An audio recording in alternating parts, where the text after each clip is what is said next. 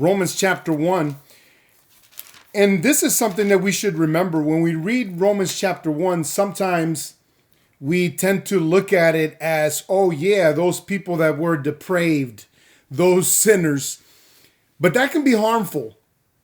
If we don't put ourselves in that place, we can forget about the warning that it is.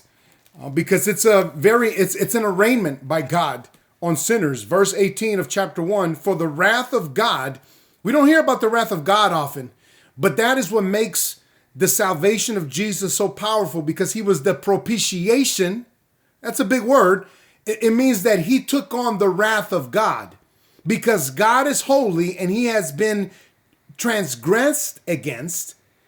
There has to be a price, right? We all want justice for what is not right. And Jesus was the propitiation for our sin, meaning that he was willing to absorb and take the wrath of God for our sin. Very important concept. For the wrath of God is revealed from heaven against all ungodliness and unrighteousness of men who suppress the truth in unrighteousness. This is the nature of man, because what may be known of God is manifest to them. Okay, that means that they can know God. For God has shown it to them. For since the creation of the world, his invisible attributes are clearly seen.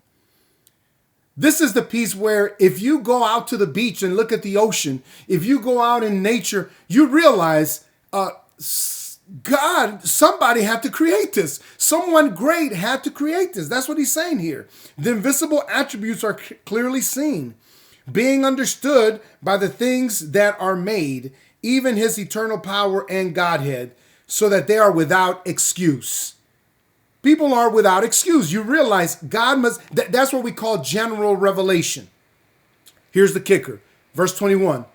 Because although they knew God, they did not glorify him as God, nor were thankful, but became futile in their thoughts, and their foolish hearts were darkened. Every human being, this is what it's telling us, that every human being knows that he or she ought to give his life over to his creators, to recognize God, to worship God, to glorify God, and be continually thankful to God for the life they have and for the blessings that we have. We have water to drink. We have food that tastes good. Right? People have jobs. They have their health. The reason that we are breathing right now is because God allowed that. But what we see here is the nature of man. This is the nature of the fallen man, that you refuse to worship and give thanks. And we see this in people every day. All of us know somebody that is ungrateful, that think about the 10 lepers. That's common in society, right? People will come and eat your food, come to your party, and not even a card, nothing. They'll go about their way and go to the next party.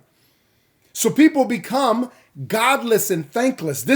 And that's why I wanted to focus on this. That's why Thanksgiving is so important. Because once you get out of Thanksgiving, devolving occurs. It's all downhill from there. Because look what happens. They first resort to poor thinking. It says they became futile in their thoughts. So that's the first thing. You become futile in your thoughts. You become vain analyzations. You start speculating. You become a philosopher. And then, though, your heart is darkened. That's the scary part. Right? Man knows, man received, but man refused to give thanks. And when Thanksgiving disappeared, the darkness comes.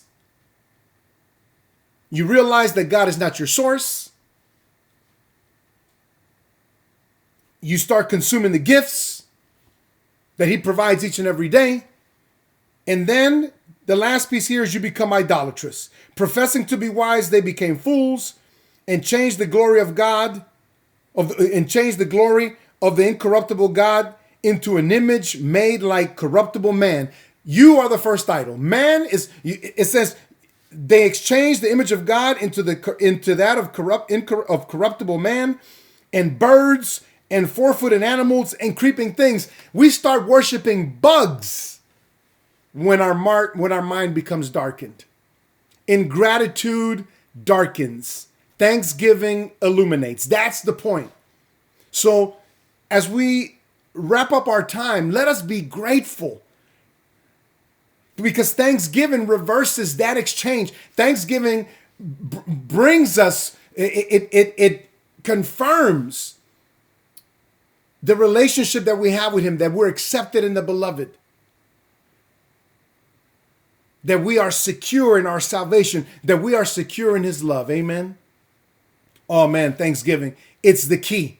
And here's the thing, even trials become grounds for thanksgiving. Thank God for that no answer that he gave you, that saved you maybe from a lot of heartache.